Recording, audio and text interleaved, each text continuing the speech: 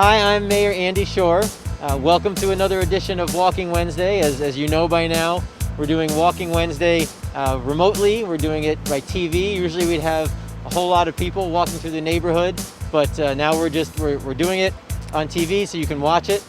We are here in the Walnut neighborhood, which is probably the oldest, or one of the oldest, if not the oldest neighborhoods in Lansing, with one of the oldest neighborhood associations. This is actually our second time we're in the Walnut neighborhood. We were here 2 years ago when we did Walking Wednesday, and we had a great tour, so we'll do it again today.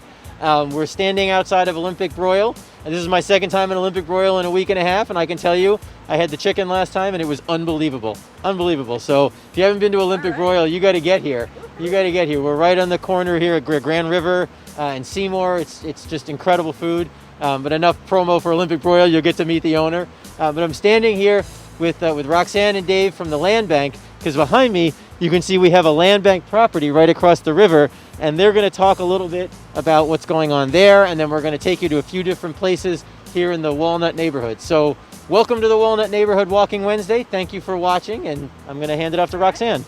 Perfect. Thank you. Yeah. So hi, I'm Roxanne Case with the Land Bank Executive Director, and I just want to share a few words about what we've done in the Walnut neighborhood here before we talk about this great development that we're doing. So we've gained approximately 43 properties in this area. We've renovated 3, and we've done 3 new constructions. At the same time, we've done about 21 demolitions. We've invested over $1.5 million in this area. That's all through federal, state, and local funding. So we have about 9 gardens, and we still own about 18 properties. And the goal is to either put them into more gardens or to redevelop on them. We're looking forward to continue developing this area, bringing tax money into the city, well-needed money into the city. And I'm going to pass it on to David Burns. He is our real estate specialist at the Land Bank, and he knows everything about this development here. Thank you, Roxanne. Again, my name's David Burns. I'm with Ingham County Land Bank. We've owned the property across the street for several years now.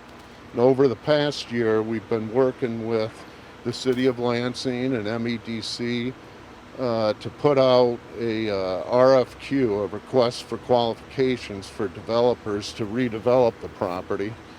And we found a developer, and we selected one.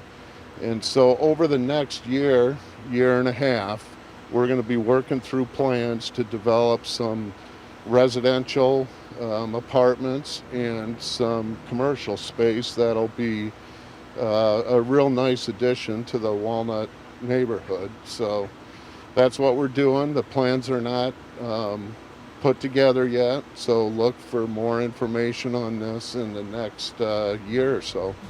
Many years ago, the property that we're looking at across the street was the old bottling plant right here on the river. So just for a little bit of context. We're going to have Mike come from Olympic Broil.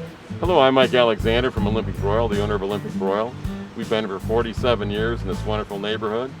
Under Andy Schor's leadership, we've drawn some money in with the across the river from here. That building has been pretty much vacant for almost a decade. And it's a pleasure to have that kind of leadership which will draw money into our neighborhood that benefits everyone. So, and we plan on being here another 47 years. So anyway, come and visit us and see the neighborhood grow.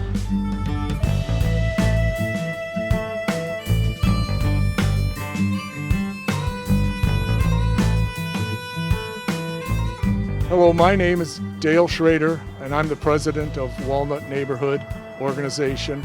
As Andy said, it's one of the oldest neighborhood associations in the city of Lansing.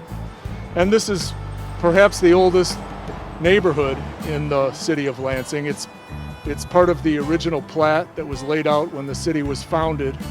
And I'm a big fan of this neighborhood, especially in the last couple of years. It's really, houses are selling and young people are moving in and buying these houses because they're reasonably priced.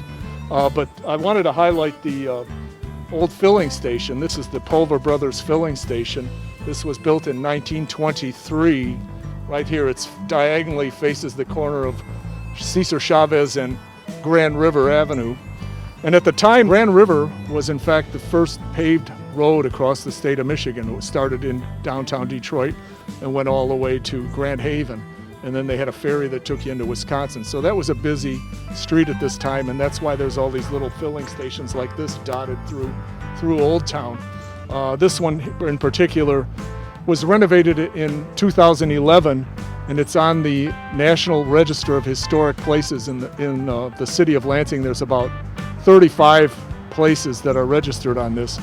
And there's a lot of historic places in the Walnut neighborhood, and that's what we're going to highlight. Some of the features of this one is the terracotta roof, the original beadboard underneath, some of the lights.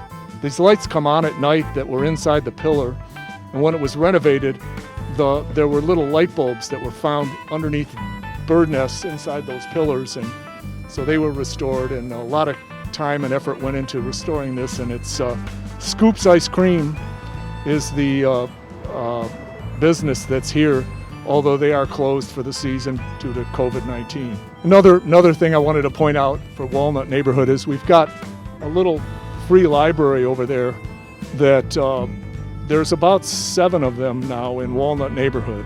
And they're very popular. People come and pick out books, and you see it all the time. So our next stop is the community garden. It's a brand new community garden at the corner of Cesar Chavez and Seymour.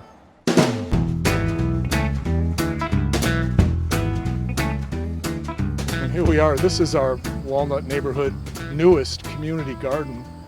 This is the first year for this garden, and we're very proud of it. It's kind of a challenged area. It's a house that was torn down, and the land bank was kind enough to donate it to us. And we have 6 or 8 gardeners in here, and it's working out very well. So the one great thing about this area was that there were 2 houses here at one point. They were built in the late 1800s, I believe. And several years ago, the land bank deconstructed these houses, worked with a contractor and deconstructed them. And the one great thing about the deconstruction is we used lots of the materials. The repurposing of the materials was great. But it was also training for veterans. And so that was a bonus of these 2 homes. And not only these 2 homes, but across the street there was a home as well. So they did all 3 of them kind of at the same time. And the veterans gained training. It was a training program for them, and it just turned out great. And now that's this lovely garden. Like, what more can you ask for, honestly? So, our next stop on our tour is Dale. The next stop is a park that we're down at the end of Maple Street, which is across the river from Old Town, which is kind of a well-kept secret. My wife doesn't want me to even publicize it because she doesn't want a lot of people going there, but that's our next stop. Let's go. So here we are, we're at Burchard Park, which is this is West Burchard Park. This is the Walnut neighborhood side of the river. And it's my wife is actually wouldn't like me to even publicize this park because she likes to take the dog down here. It's hardly ever used, hardly anyone even knows about it. But it's a park, it's a nice little pocket park right here at the end of Maple Street, and we enjoy it right across from Old Town. No one knows it's here. The reason we're here at this house is because this is an example of the kind of architecture you find in our neighborhood, these old century-old houses. And this one was built by Lansing's premier architect from the early 1900s. His name was Darius Moon, and he built quite a few houses in the Lansing area. And in our neighborhood alone, he has 3 or 4 houses that Darius Moon built. And our next stop is another example of the kind of things you just run across in Walnut neighborhood. It's an old sidewalk square. The sidewalk markings are from 1908. And we looked up the man who built it. It's written on the sidewalk square. And we looked it up, and it said that it had a 5-year warranty on it. And it's lasted, I don't know, all this time.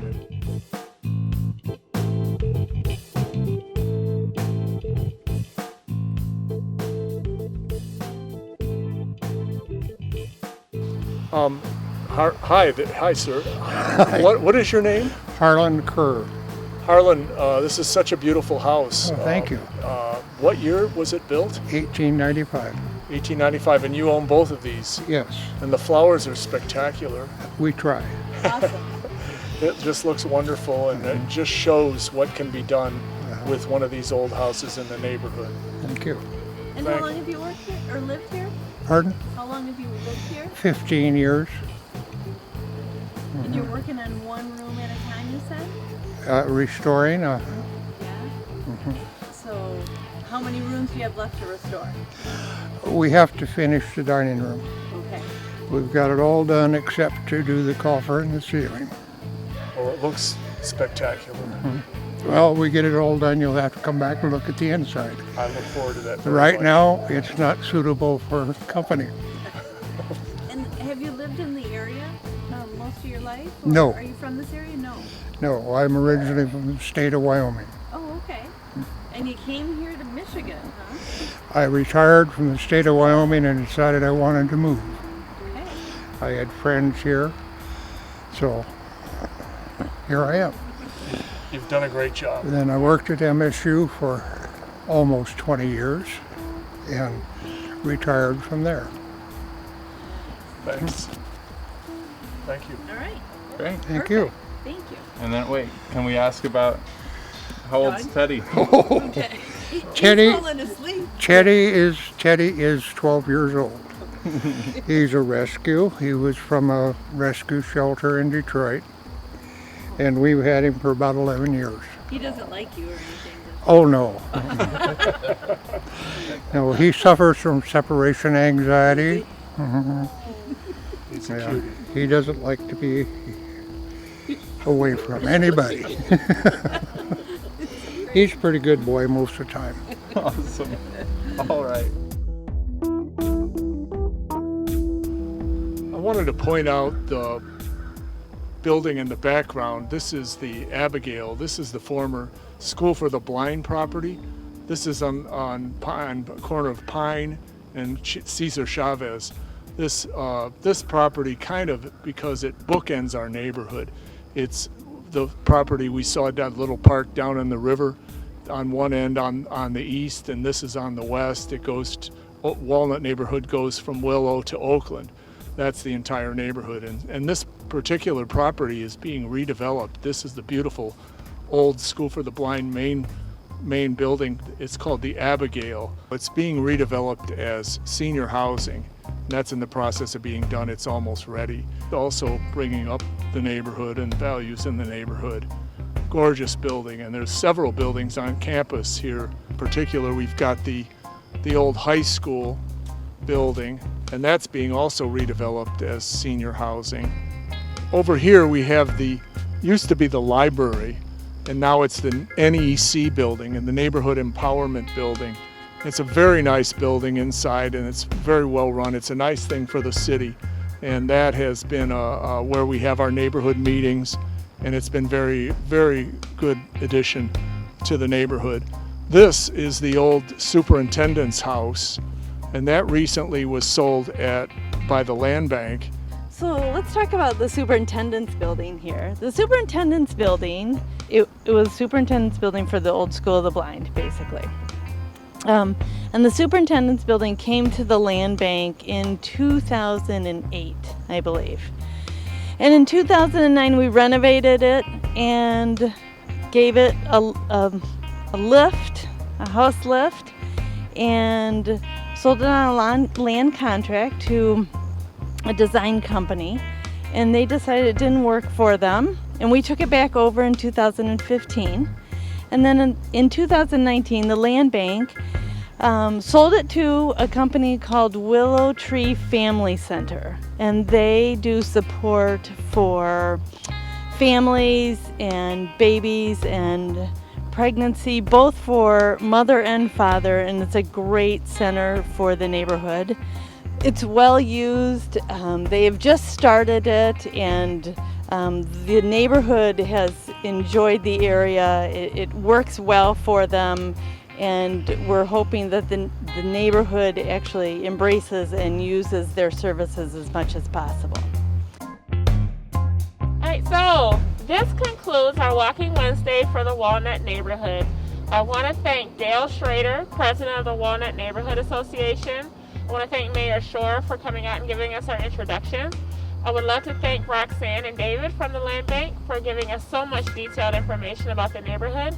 And we look forward to seeing you next week at our next location.